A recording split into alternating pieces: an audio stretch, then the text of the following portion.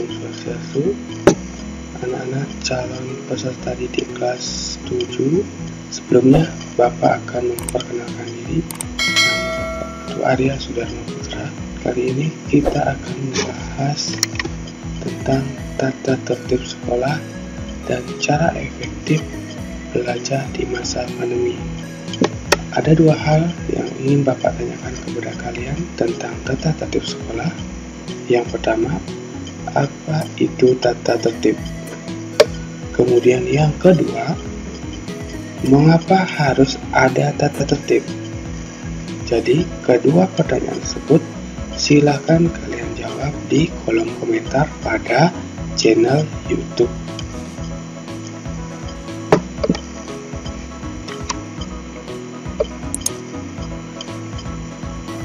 Tata tertib sekolah merupakan pedoman bagi sekolah untuk menciptakan suasana sekolah yang aman dan tertib sehingga akan terhindar dari kejadian-kejadian yang bersifat negatif.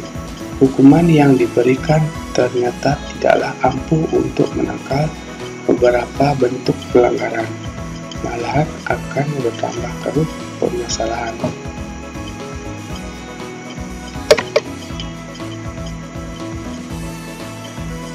Peraturan tata tertib siswa berfungsi untuk mengatur ketertiban siswa dalam mengikuti proses pembelajaran guna mencapai mutu pembelajaran yang optimal.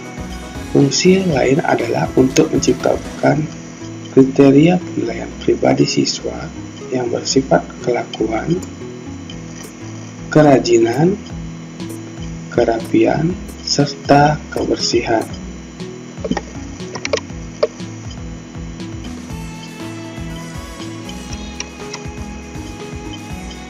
Larangan siswa diantaranya meninggalkan kelas saat pelajaran kecuali ada izin, memakai perhiasan yang berlebihan dan berdandan yang tidak sesuai dengan profil siswa sekolah, berkelahi dan main hakim sendiri bila ada persoalan, merokok, minum minuman keras, menggunakan narkoba dan sejenisnya, mengganggu ketentraman dan ketenangan masyarakat setempat ataupun teman-teman kalian yang berada di sekolah,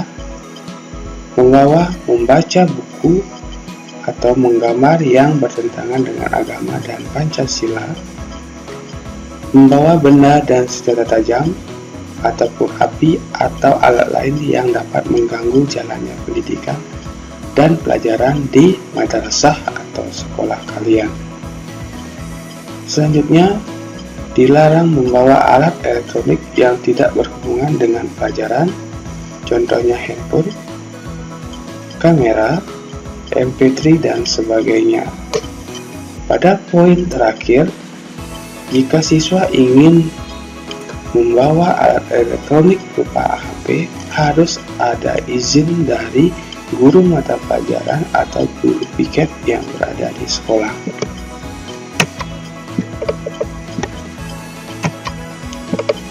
Jika kalian melakukan pelanggaran yang telah disebutkan tadi, maka ada sanksi-sanksi yang harus kalian dapatkan.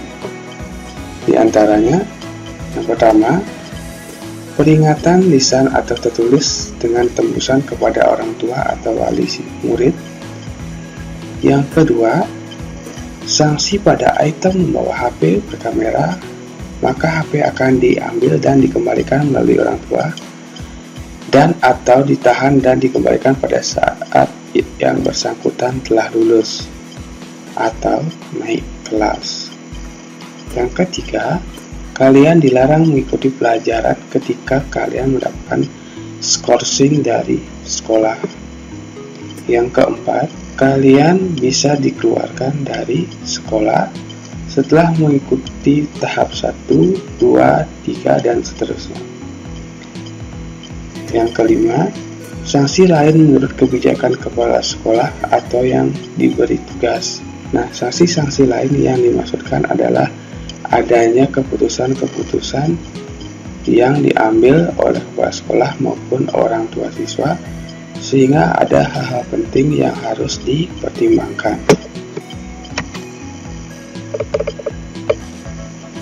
Nah, itu tadi tata tertib secara umum yang Bapak sampaikan terkait jika kalian nanti menjadi peserta didik di sekolah.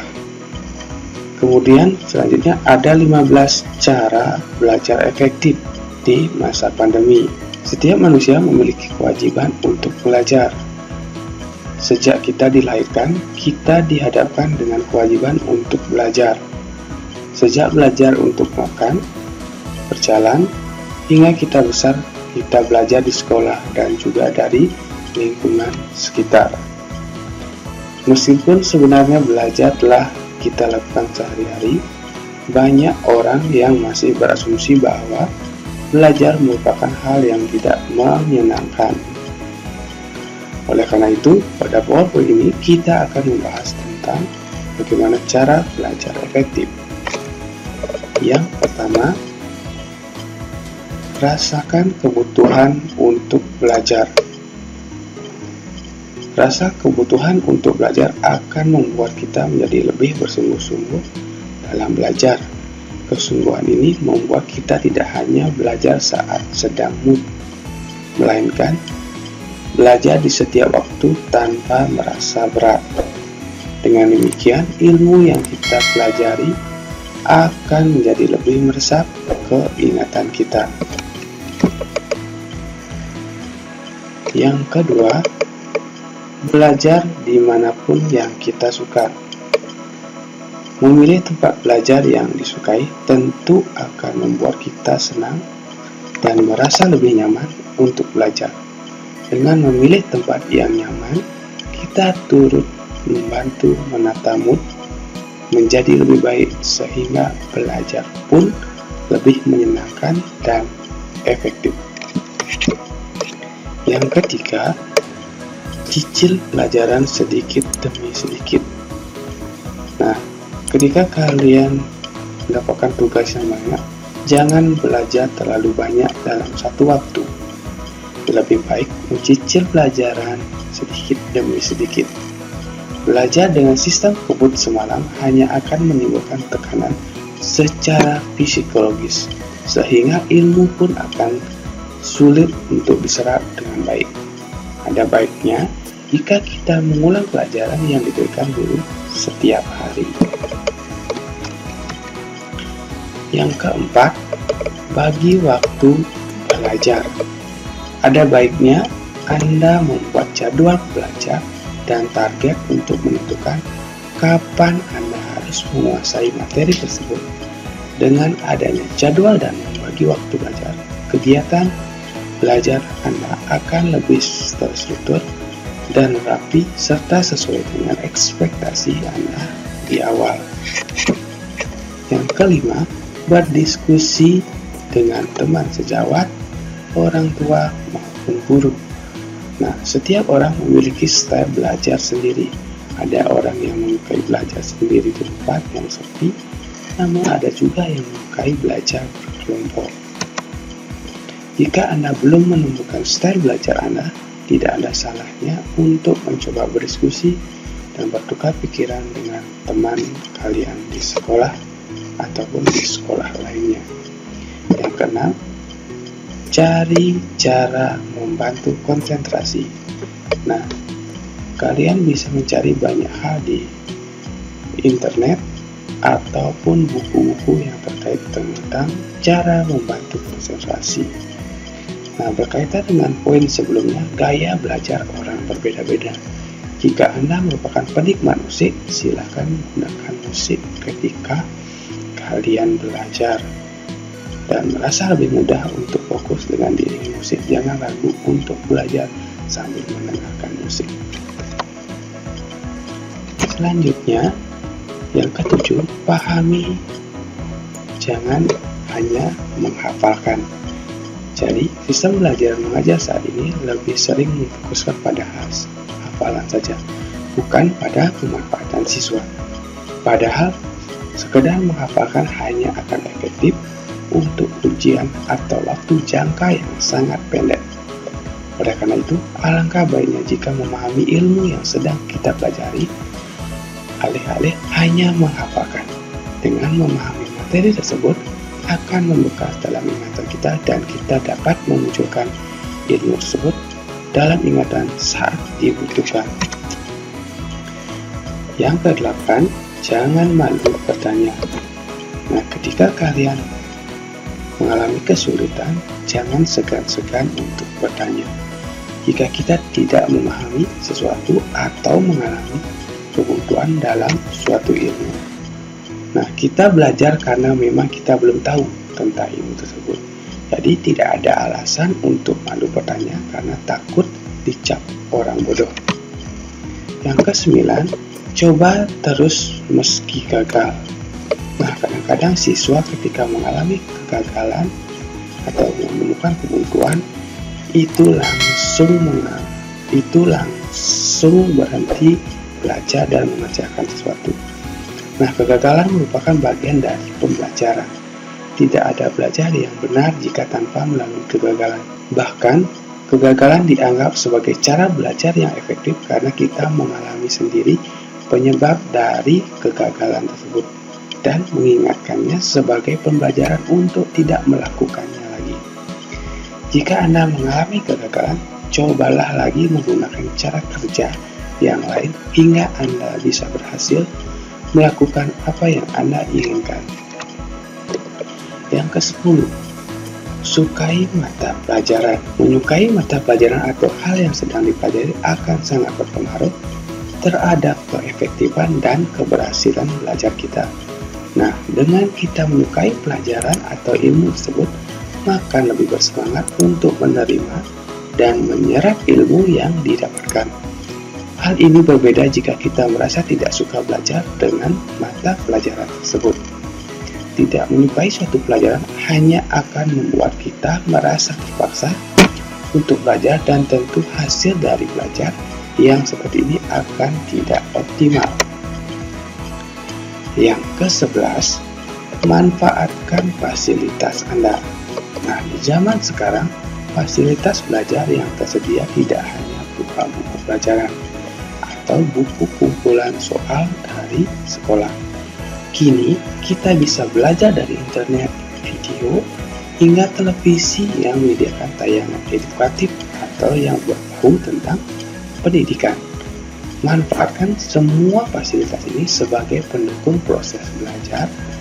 Nah, biasanya materi pelajaran yang disediakan di internet yang berupa video atau tayangan edukasi telah dikemas semenarik mungkin dan sesederhana mungkin, sehingga kita akan lebih tertarik dan mencerna materi yang diberikan lebih mudah.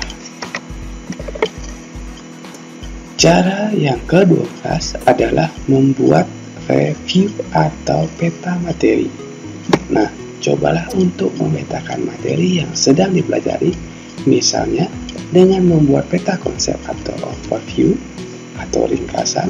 Nah, dari semua materi yang sedang dipelajari, membuat review juga akan memudahkan kita untuk memahami intisari dari ilmu yang sedang dipelajari. Selain materi yang kita buat tersebut bisa menjadi bahan belajar yang sangat simpel. Yang ke-13, membuat kesimpulan dengan menggunakan buku tulis ataupun handphone kalian. Cobalah untuk menarik kesimpulan dari materi yang sedang dipelajari. Hal ini akan menunjukkan apa saja output dari kegiatan belajar kita dan kita bisa membaca kesimpulan ini berulang kali untuk membuat ilmu semakin tertanam di otak kita. Yang ke-14, cobalah latihan soal. Mengerjakan latihan soal atau uji coba memecahkan masalah sesuatu materi yang sedang dipelajari akan membantu kita mengukur sejauh mana pemahaman kita atas materi tersebut. Dengan demikian, kita bisa menilai di bagian mana kita harus meningkatkan belajar dan bagaimana kita telah menguasainya. Nah, yang terakhir, poin yang paling penting, jangan lupa untuk berdoa. Belajar merupakan usaha kita untuk menjadi seseorang yang pintar dan berguna. Namun, Tidak ada usaha yang sempurna tanpa diiringi dengan doa. Oleh karena itu, jangan lupa berdoa sebagai pelengkap usaha kita dan membuat ilmu yang kita dapatkan menjadi lebih berkah dan bermanfaat. Nah, sekian informasi yang Bapak sampaikan pada masa pengenalan lingkungan sekolah saat ini.